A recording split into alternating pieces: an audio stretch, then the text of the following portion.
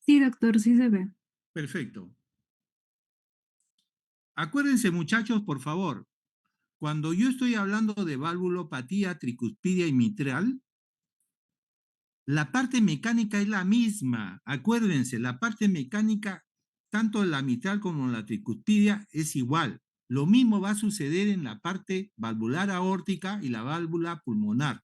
El mecanismo es el mismo, la alteración es la misma. La diferencia está en que uno corresponde al lado derecho del corazón y el otro corresponde al lado izquierdo del corazón. Y lo que ustedes tienen que hacer es aprender la correlación anatómica de estas cámaras para saber qué signos y síntomas van a dar. Lo del lado derecho tienen unos signos y síntomas que no va a ser repetido por el lado izquierdo. El lado izquierdo se identifica por sus signos y síntomas claramente. Y los signos y síntomas del lado derecho se clasifican y se identifican sin ningún problema con el lado izquierdo. Hay diferencias. Pero desde el punto de vista mecánico, las válvulas, en este caso mitral y tricuspidia, se comportan igual. Lo mismo que la aorta y la pulmonar. Entonces vamos a ver a la válvula tricúspide, su anatomía, ya lo mismo, ya identifican a la tricúspide que tiene ahí sus comisuras en tres, la válvula tricuspidia, y ahí está. ¿Qué cosa es la estenosis? Entonces es la obstrucción del pasaje del volumen sanguíneo que viene de la aurícula derecha hacia el ventrículo derecho. Hay una resistencia, no se abre bien la válvula tricuspidia y de acuerdo a la severidad de esta mala apertura van a venir mayores síntomas en su intensidad o en su multiplicidad de presentación. ¿Qué puede ser? Congénita adquirida, y la fiebre reumática en ese momento era una de las causantes también, que ahora es menos. Lo pongo ahí para que no se olviden. Signos y síntomas va en relación a la severidad y etiología. Congestión venosa sistémica, venosa, estamos hablando más del lado derecho. Fatigabilidad, aleteo de las venas del cuello, va a haber incurgitación yugular, dolor en hipocondrio derecho. ¿Por qué? Porque va a haber esplenomegalia, presión venosa yugular elevada, visceromegalia, va a haber ascitis, va a haber circulación colateral, va a haber edema de miembros inferiores y va a haber soplo cardíaco a nivel de ¿qué? Del foco mitral. En este caso, se está produciendo en la fase diastólica, en la fase de llenado del ventrículo izquierdo, por lo tanto va a haber en un soplo que va hacia abajo. Entonces puedo tener el foco y puedo seguir el trayecto hacia abajo que debe auscultarse. Estas son las ondas que antes se estudiaba más de la sonda auricular, que ven incrementada el ventrículo, la fase diastólica. ¿Y en qué fase se da esto? En la fase diastólica. Entonces ustedes van del sonido, del segundo sonido hacia el primer sonido, que es la fase diastólica, y ustedes van a encontrar un soplo de rodamiento, un soplo, como les dije, de más grosero. Cuando es soplo de estenosis es un poquito más grosero. ¿Qué exámenes yo tengo? Electrocardiograma, todo lo que mencionamos, cateterismo cardíaco, etcétera, etcétera. Dentro de todos estos, el invasivo, el cateterismo cardíaco, que no está exento de complicaciones. Por eso es que antes el cateterismo era lo más preferible, porque no había otros exámenes. Cuando ya apareció el ecocardiografía Doppler, ha sido una bendición porque ha aliviado, da muchos parámetros, pero aún así hay pacientes que son difíciles, hay que hacerle cateterismo. O llevar la tomografía, tengo a resonancia.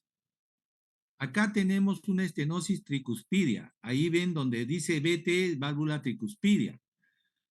Entonces, la válvula tricuspidia y lo que está abajo de BT es la aurícula derecha. Y acá lo que está arriba es ventrículo derecho. Fíjense la tremenda aurícula que está abajo. ¿Por qué? Por la estenosis. La estenosis hace de que no baje mucho líquido hacia el ventrículo izquierdo. Por eso es que el ventrículo izquierdo aparentemente es más chico. Pero esta aurícula es una mega aurícula y esta aurícula puede producir trombos también. Pero el lado izquierdo es el que produce con mayor frecuencia. Pero aquí estamos viendo que ya hay un compromiso de cámaras, rompimiento de arquitectura puede provocar arritmias. Este flujo que va a regresar este flujo que va de la aurícula hacia abajo, hacia el ventrículo derecho, este flujo se puede medir con lo que se denomina Doppler. La ecocardiografía, cuando me dicen eco, es toda la estructura, cavidades, todo lo que ustedes ven ahí con medio blanquecino, son las paredes. Todo lo negro es líquido, es sangre. Pero esa sangre hay que estudiar. ¿Con qué se estudia? Con el Doppler. El Doppler. Por eso es que el estudio se llama ecocardiografía Doppler, porque se estudian las cámaras, sus estructuras, las válvulas que están ahí blanqueadas y el Doppler la sangre a través del flujo que al otro lado derecho ustedes tienen en la pantalla un dibujo. Se ha dibujado hacia arriba y hacia abajo que dibuja el flujo. Este es ya un dibujo del flujo y al dibujar el flujo que pasa por esa estrechez valvular tricuspidia, este flujo es capaz de medirse. Ahí tienen ustedes al costado medidas y estas mediciones son las que me van a dar un área de cuánto está midiendo el área tricuspidia. Acuérdense que el flujo va a pasar y va a moldearse por el área por donde pasa. Y este es el modelo que da y se mide y nos da el área tricuspidia. El tratamiento, entonces, igual, siempre con las medidas higiénico-dietéticas no farmacológicas y el tratamiento farmacológico. ¿Qué se da? Como acá hay congestión, va a haber más a nivel visceromegalia, hay que restringir sodio, disminuir los líquidos y dar diuréticos, ¿no? Congestión. Pero más importante es solucionar la causa. En este caso, si es una estenosis valvular, hacer valvuloplastía o en todo caso, reemplazo valvular. Tenemos lo contrario, la insuficiencia tricuspidia. ¿Qué significa insuficiencia tricuspidia? El mal cierre de la válvula, el mal cierre de esta puerta. Por lo tanto, en la fase sistólica, en este caso que debe ser el ventrículo derecho, botar sangre hacia la arteria pulmonar, a la misma vez la válvula tricuspidia que debe estar cerrada está mal cerrada y deja fugar sangre hacia la aurícula derecha. Por lo tanto, hay regurgitación, por lo tanto va a haber sobrecarga de volumen a nivel auricular derecho. Si hay congestión a nivel de aurícula derecha, por lo tanto, las venas cavas que llegan ahí van a haber congestionado y también se van a congestionar, por lo tanto, va a haber reflujo hepatoyugular, va a haber ingurgitación yugular, va a haber hepatoesplenomegalia, todo lo mismo anterior, pero ¿cuál es el mecanismo? Que en este caso hay una sobrecarga de volumen. Entonces, regurgitación del flujo sanguíneo, las causas ya están las mismas que hemos mencionado. ¿Cuál es la causa más frecuente? Dilatación del ventrículo derecho y del anillo tricuspidio por complicación del lado derecho, pero por el lado izquierdo. El lado izquierdo es el que ha comprometido. Eso ahora se ve con mayor generalidad, ¿no? Hay cardiopatías valvulares del lado derecho por cuestiones congénitas, por carcinomas también que dan el lado derecho y puede provocar esto.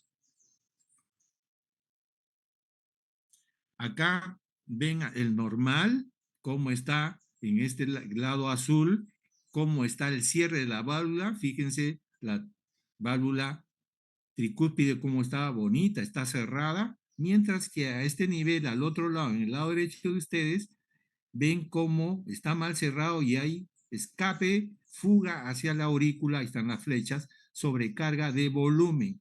Lógicamente, esta sobrecarga de volumen incrementa la aurícula izquierda, puede romper la arquitectura y este volumen a la hora del fase de llenado rápido va a sobrecargar el nivel ventricular derecho y también va a incrementar, va a dilatarlo, al igual que vimos en el caso anterior del lado izquierdo, esto también va a sobrecargar. Pero lo cierto es que acá va a haber congestión por sobrecarga de volumen y lógicamente todo lo que hemos visto en la fisiopatología. Nuevamente acá hay un esquema, el lado izquierdo que está abajo, como a la hora de la sístole escapa sangre hacia la aurícula izquierda, perdón, derecha. Signos y síntomas, depende de la severidad y asociación a otras patologías como cáncer. Hay inquietación yugular, pulsaciones venosas, va a latir, uno puede ver ya, probablemente ya han visto algunos ejemplos con tus profesores, ¿no? Ahí están las ondas A y las ondas B gigantes, circulación colateral, vamos a ver que a nivel de la barriga, que es la más expresiva, se ve mejor, van a ver dilatadas las venas, va a haber congestión hepática, esplénica, visceral, puede haber ascitis, edema periférico de pared, el soplo, en este caso, de insuficiencia es en la fase sistólica, del primero al segundo ruido, en ese ciclo se da, y es generalmente holosistólico, y es suave, es agudo, ¿no? Y el hígado se vuelve pulsátil cuando hay demasiada congestión, cuando hay hipertensión pulmonar. Entonces, ahí tienen la auscultación, puede escucharse a nivel derecho, se acentúa con la inspiración, hay soplo pansistólico o holosistólico, aumenta durante la inspiración hay retorno venoso y al haber retorno venoso el soplo se incrementa. Cuando ustedes expiran, disminuye el soplo. Entonces, estos son maniobras para precisar que es del lado derecho o del lado izquierdo. Esto se usaba antes cuando no había ecocardiografía, era más todo semiología. Ahí tienen, antes se estudiaba con fonocardiografía y esto era ver los sonidos y esto se presenta el soplo sistólico, ¿no? En la fase de S1 a S2, del primer ruido al segundo ruido. Aquí tienen abajo. ¿Qué exámenes? Repetimos los mismos exámenes, siempre empezar con lo mínimo y ir a sofisticadamente. ¿Por qué les pongo esta lámina? Acuérdense que ustedes van a ir a su serum. En su serum no van a tener probablemente la ecocardiografía, pero si ustedes tienen clínica, por eso es que les estaba mencionando teleradiografía, la fisiopatología, los signos y síntomas. Si ustedes tienen clínica, tienen por lo menos una radiografía, tienen por lo menos un electrocardiograma, pueden ver que hay incremento de aurícula, que hay incremento del ventrículo, el eje hacia dónde va, y pueden tener una radiografía donde pueden ver y ubicar, de acuerdo a los arcos que ustedes han llevado en radiología, los arcos medios, inferiores, del lado derecho, del lado izquierdo, y ver a qué corresponden y pueden colegir en un probable diagnóstico. No esperar tener un ecocardiograma. Así que pueden ayudar en hacer diagnóstico y dar un tratamiento adecuado.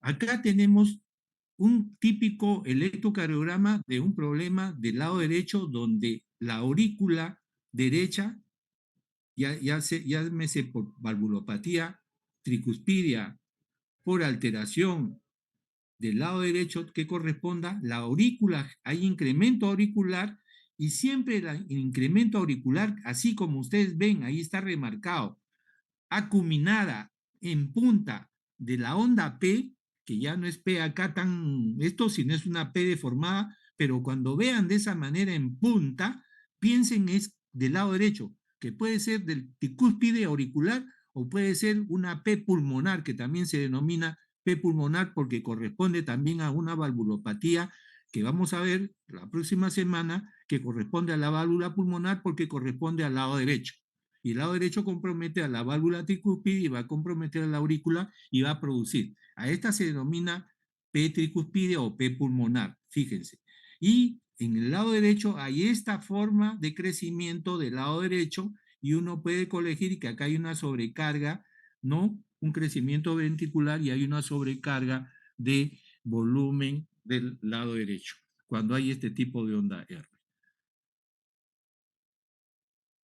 El eco viene a ser el gol estándar y fíjense, RB es el ventrículo derecho y abajo ustedes ven la aurícula derecha. Al otro lado, LB, ventrículo izquierdo. No, no vean eso, vean lo que está en el lado derecho. Como del, del ventrículo derecho hacia abajo, hacia RB, ven que empieza como un triángulo, un mosaico. Es decir, la punta es la válvula tricuspidia que está cerrada y en ese puntito por ahí está escapando hacia la aurícula que va, en este caso ustedes pueden voltearlo, pueden poner boca abajo, pero ya saben qué corresponde. Entonces acá está fugando sangre y esto en un ecocardiograma a color se ve el mosaico y entonces uno puede dirigir acá un transductor y poner en ese punto para que mida la velocidad de la sangre, porque la sangre no se ve, es negra, ahí está, pueden ver, pero por este artilugio, artificio tecnológico, esa velocidad provoca un mosaico que produce color y entonces puede ubicar que ahí está la fuga. Pone acá un traductor y mide, y esto se traduce en una forma que ya lo vimos en antes y uno puede hacer mediciones. Acá abajo ven con mayor severidad la punta que está arriba por RB y hacia abajo, que es toda la aurícula, está fugando hacia arriba, pues hacia la aurícula. Y vean que llega casi hacia abajo, o sea, al techo sería. Quiere decir que acá hay una insuficiencia valvular tricuspidia más severa porque está llegando bien abajo. Más o menos uno puede darse una idea. Acá ven ese transductor, esa flecha azul celeste que cruza, está cruzando el punto de donde empieza la fuga hacia abajo, en este caso a la aurícula. Entonces eso va a medir y va a formar un área que está acá abajo y esa área que ya está dibujada es medible y acá tienen ahí las mediciones que el aparato hace y estas mediciones ya están tabuladas, están normadas, de tanto corresponde a una insuficiencia leve, de tanto moderada y otra severa. Allá aquí está más o menos cómo está el flujo, cuándo es ligera, cuánto es moderada, cuándo es severa. Y aquí están la ecocardiografía de cómo va el volumen. Acá ese azulito que ustedes ven es la fuga. Si ustedes ven hacia abajo llega hasta la mitad, en el loto moderada llega hacia un poquito más y acá en la severa llega hacia abajo y en la masiva llega más abajo, quiere decir que es más severa. Más o menos para que tengan una idea y que todo esto es medible y de acuerdo a lo que midan en el área, ahí están ya definida la severidad. ¿Cuál es el tratamiento no farmacológico? Farmacológico, disminución, la precarga, dar diurético, furosemida, disminución la postcarga, ya no dar más líquidos, por eso hay que controlar, entra en un monitoreo de flujo. Cuando ya no se puede, hay que un tratamiento quirúrgico como la anuloplastía, reparación valvular o la prótesis valvular.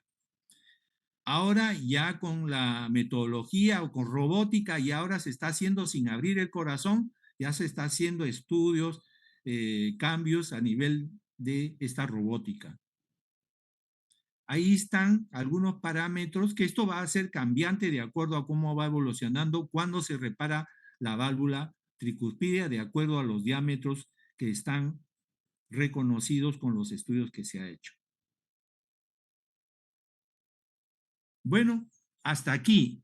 Quisiera, si alguien tiene una pregunta, por favor, ¿se ha quedado claro o hay algo que repetir? Doctor, una consulta. Cuando habló acerca de la estenosis tricuspidia, Sí, ¿se puede llegar a escuchar el tercer ruido cardíaco en sí, eso? sí, se puede llegar. El problema está en que, acuérdense que volúmenes y presiones son menores en el lado derecho que el lado izquierdo, ¿no es cierto? Ah, ¿De perdón, acuerdo? perdón, me Ya. confundí, era el cuarto ruido cardíaco, disculpe. No, el cuarto ruido, acuérdense, el cuarto ruido, por eso necesito que ustedes repasen semiología, muchachos. ¿Ah? El cuarto ruido está producido por la contracción auricular, ¿cierto? Ujú. Ya. Si está incrementado la, el- la aurícula, pero todavía tiene contracción mecánica adecuada, puede escucharse, ¿de acuerdo? Pero todo va a depender de cuánto de volumen y cuánto de presiones en este corazón maneja. Lo normal es que el cuarto ruido se escuche siempre en el lado izquierdo porque maneja más volúmenes y más presiones. En el lado derecho puedes escuchar con un oído fino, pero si está muy severo, de repente lo puedes escuchar más regularmente. No en la intensidad como lo escucharas en el lado izquierdo, pero puedes escuchar. Pero cuando hay fibrilación auricular, pregunta de examen, ¿ah?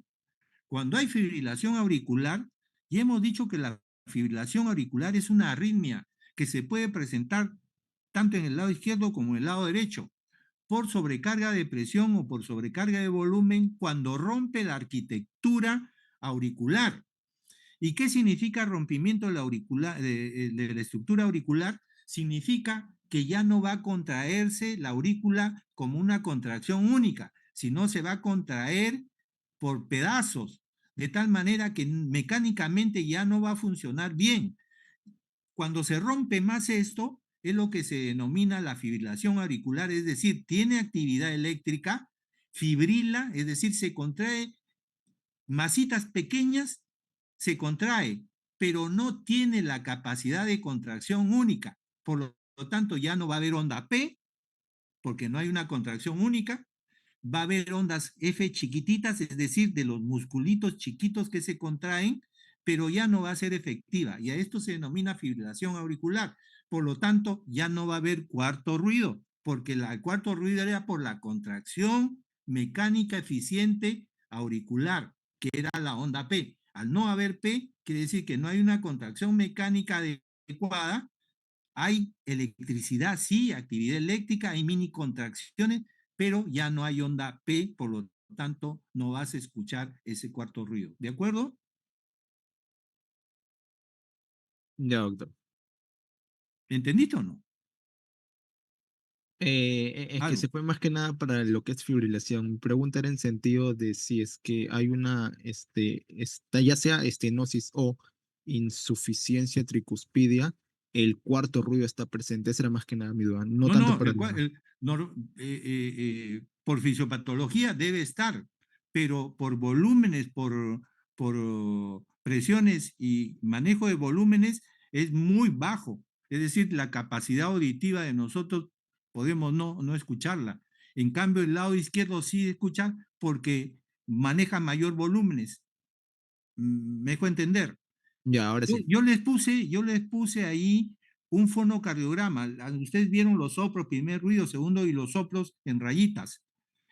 Antes se estudiaba eso con fonocardiografía y ahí tú podías ver el cuarto ruido, el tercer ruido. Casualmente ese era el estudio que se hacía. Ahora ya no se hace porque con el ecocardiograma ya tienes todo y ya se ha dejado de estudiar, se ha dejado de percibir esta parte. Hay cosas que en el tiempo se ha dejado, pero era semiología, era la auscultación. Y algunos maestros manejaban muy bien su oído y te escuchaban tercer ruido, cuarto ruido, chasquido de apertura, lo que ahora ya no tenemos esa capacidad. Aparte de que las patologías que antes eran mucho más severas, les decía que había fiebre reumática de diferentes grados de compromiso. Era pan de cada día, el 2 de mayo era llenado de eso. Entonces sí habías grados y tu oído pues lo manejabas bien, pero ahora ya no, ahora ya poco van a escuchar probablemente el cuarto ruido, tercer ruido, pero sí existen. ¿De acuerdo? Ok, doctor. ¿Alguna Gracias. otra pregunta, por favor?